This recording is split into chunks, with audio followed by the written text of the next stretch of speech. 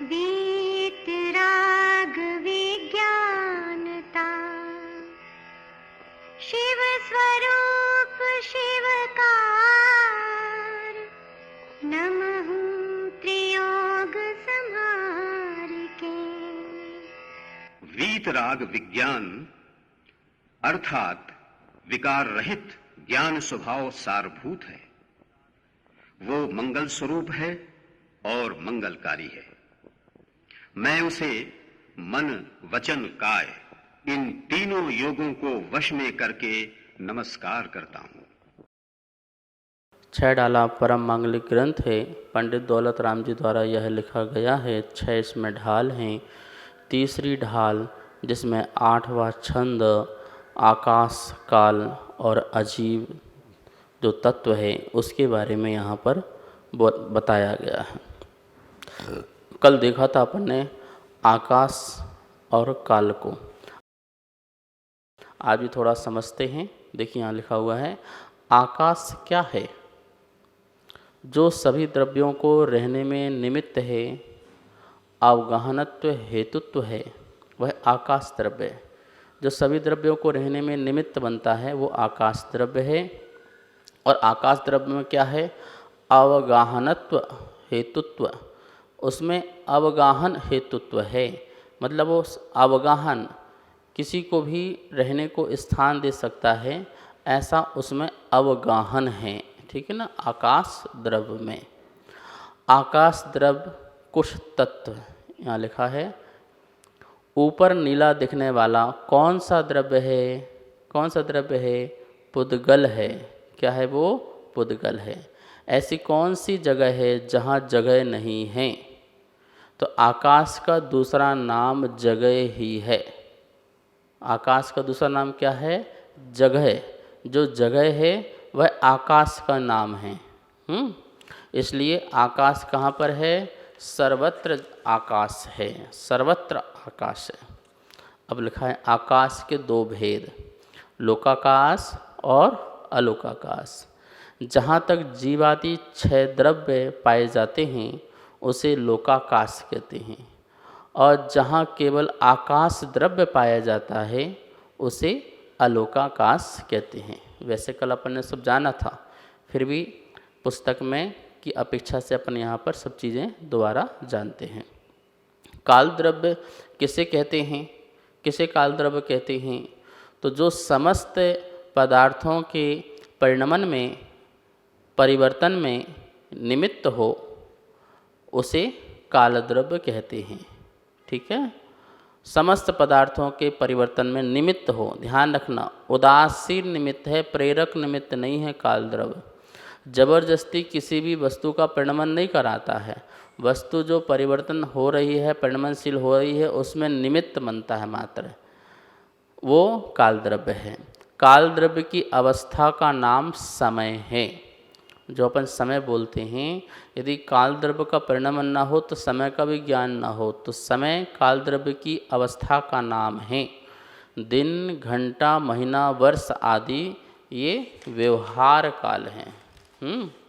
अब काल द्रव्य के 2 भेद कल बताए थे, निश्चय काल और व्यवहार काल। निश्चय काल जो समस्त पदार्थों के परिणमन में निमित्त हो उसे निश्चय काल कहते हैं। इसे कालाणु भी कहते हैं।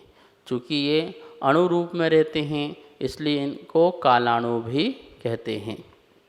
व्यवहार काल, काल द्रव्य की अवस्था, काल द्रव्य की जो अवस्था, जैसे समय, दिन, घंटा, महीना, वर्ष आदि, ये सब क्या है? व्यवहार काल है। वैसे तो जो एक समय के पर्याय वो निश्चय काल है, बाकी जो स्थूल जो समय है, दिन, घंटा आदि जो हैं वो कैसे हैं? वो व्यवहार काल कहलाते हैं।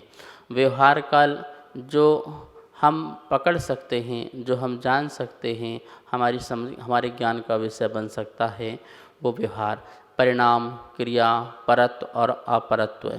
परिणाम जो है परिणमन, क्रिया एक स्थान से दूसरे स्थान पर जाने में जो टाइम समय लगता है वो क्रिया।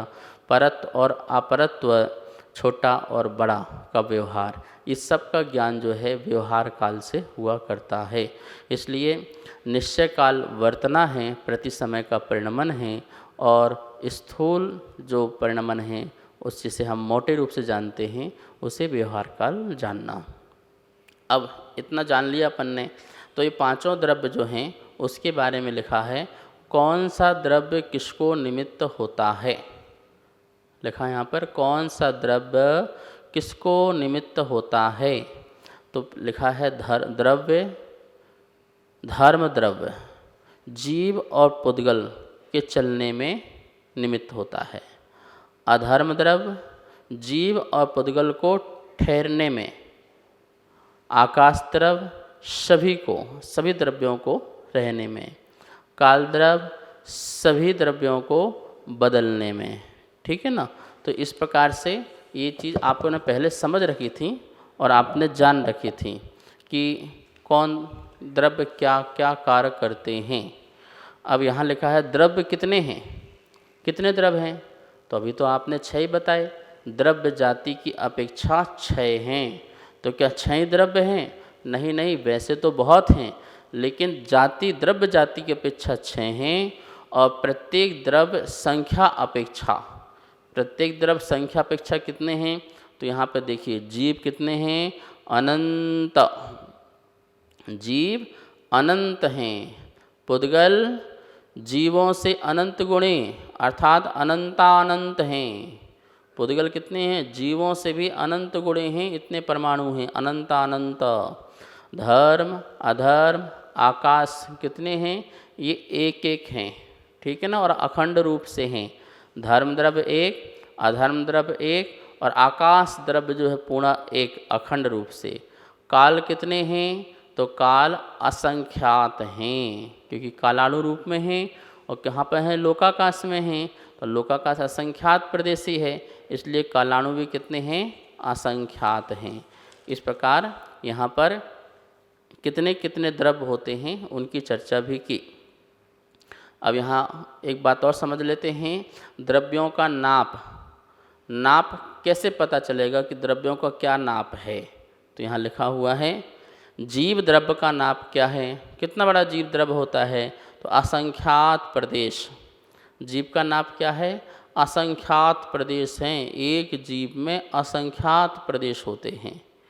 पुद्गल द्रव्य एक से प्रारंभ करके 2, 3 आदि अनेक प्रदेश होते हैं। परमाणु की अपेक्षा तो पुद्गल एक प्रदेशी है, और स्कंद की अपेक्षा से वह 2 प्रदेशी भी है, और संख्यात प्रदेशी भी है, असंख्यात प्रदेशी भी है, और अनंत प्रदेशी भी है। परमाणुओं की अपेक्षा लगाना, बहुत सारे परमाणु मिलकर जो स्कंद बन जाता है उसकी अपेक्षा से। ठीक है ना। और धर्म द्रव्य कैसा है? असंख्यात प्रदेश है, क्योंकि अखंड है, पूरा एक है। अधर्म द्रव्य कितना है? असंख्यात प्रदेशी है, क्योंकि वो भी लोकाकाश में अखंड रूप से एक है। आकाश द्रव्य जो है लोकाकाश के बाहर भी है और लोकाकाश में भी है, पूरा एक है, अखंड है। तो कितने प्रदेश हैं उसके? अनंत प्रदेश हैं। तो और काल द्रव्य क्या है? वो एक प्रदेशी है, वो एक प्रदेशी है और एक प्रदेशी रहता। पुद्गल जैसे नहीं कि एक परमाणु मिलकर 2 परमाणु मिल जाए, 4 परमाणु मिल जाए और मिलकर के एक स्कंद बन जाए, उसके प्रदेश बढ़ जाएं, ऐसा काल द्रव्य नहीं है। वो एक ही प्रदेश होता है। इस प्रकार से वो एक प्रदेशी होता है। अब ये जो द्रव्य हैं, इन द्रव्यों में कौन सी द्रव्य जो हैं सक्रिय हैं और कौन सी द्रव्य जो हैं निष्क्रिय हैं। तो सक्रिय द्रव्य मतलब जैसे जो चलती हैं, चलायमान होती हैं, ठहरती हैं, ये द्रव्य जो हैं सक्रिय हैं, और जो अपने एक ही स्थान पर स्थित हैं वो द्रव्य जो हैं वो निष्क्रिय द्रव्य कहलाती हैं। तो यहाँ लिखा है सक्रिय द्रव्य 2 हैं, जीव और पुद्गल। ये 2 द्रव्य कैसी हैं? सक्रिय हैं, क्योंकि ये विभाव और स्वभाव रूप हो सकती हैं। तो ये सक्रिय द्रव्य हैं। और निष्क्रिय द्रव्य कैसी हैं? जो स्वभाव में रहती हैं और किसी प्रकार की क्रिया नहीं होती है, निष्क्रिय रहती हैं, एक स्थान में रहती हैं। ये धर्म अधर्म आकाश और काल, ये जो 4 द्रव्य हैं वो कैसे हैं? निष्क्रिय हैं। यहाँ तक अपना ये पूरा का पूरा जो है अजीब द्रव्य का वर्णन पूरा हो गया। तो अपन ने धर्म, अधर्म, पुद्गल और आकाश और काल पांचों की पांचों द्रव्य जान लिए। तो सबसे पहले आप देखिए अपन ने जीव द्रव्य को समझने की कोशिश की थी, फिर जीव के भेद जाने, फिर अजीब के भेद, और अब जो तीसरा जो तत्व है आश्रव तत्व, क्योंकि अपन ने पहले ही कहा था कि जो 7 तत्व हैं वो प्रयोजनभूत हैं और उनको सही तरीके से यदि हम जानते हैं तो हमारी श्रद्धा जो है मजबूत होती है, सम्यक दर्शन की प्राप्ति होती है। तो 7 तत्वों में जीव और अजीब का वर्णन हो चुका है। अब आश्रव तत्व को, क्योंकि छंद में स्वयं कहा था कि अब आश्रव सुनिए, जो क्या बोलते कि मन वचन काय त्रियोगा, मन वचन काय 3 जो हैं ये योग हैं, मिथ्यात, अवरति, प्रमाद, कषाय, ये इस प्रकार से ये पूरे के पूरे ये आश्रव के भेद हैं। छंद के माध्यम से ऐसी बात कही थी। आश्रव तो अपन जानते हैं कि जो भाव आश्रव और द्रव्य आश्रव। भाव आश्रव में जाना था कि जो जीव के चेतना के जो विकार हैं वो जो हैं भाव आश्रव हैं, और उसके निमित्त से पौदलिक कर्म परमाणु आते हैं, वर्गणाएँ जो आती हैं वो द्रव्य आश्रव कहलाते हैं। यहाँ लिखा हुआ है भाव आश्रव, जिन मोह राग द्वेष भावों के निमित्त से ज्ञानावरणादि कर्म आते हैं, उन मोह राग द्वेष भावों को भाव आश्रव कहते हैं। जो जीव कभी मोह करता है, कभी राग करता है, कभी द्वेष करता है, क्रोध, मान, माया, लोभ, कोई भी कषाय करता है, चिंताएं अपने मन में लेके बैठता है, सोचता रहता है, विचारता रहता है, तो ऐसे परिणामों से उसके ज्ञानावरणादि जो कर्म हैं वो आते हैं। तो जो आचरण कह रहे हैं कि जिन मोह भाव आदि से कर्म आए हैं, उन मोह आदि भावों को भावाश्रव जानना, जिसके निमित्त से कर्म आए हैं ऐसे भावों को भाव आश्रव जानना। और द्रव्य आश्रव तो यहाँ लिखा है भाव आश्रव के निमित्त से ज्ञानावरणादि कर्मों का स्वयं आना द्रव्य आश्रव है। अब जो आपने भाव आश्रव किए थे मोह राग द्वेष आदि, अब उसके निमित्त से क्या आ रहा है, कर्म आ रहे हैं, ज्ञानावर्णी, दर्शनावर्णी आदि 8 कर्म आ रहे हैं, उनका स्वयं आना हो रहा है आत्मा के सन्निकट, अर्थात आत्मा के प्रदेश में आके वो स्थित हो रहे हैं।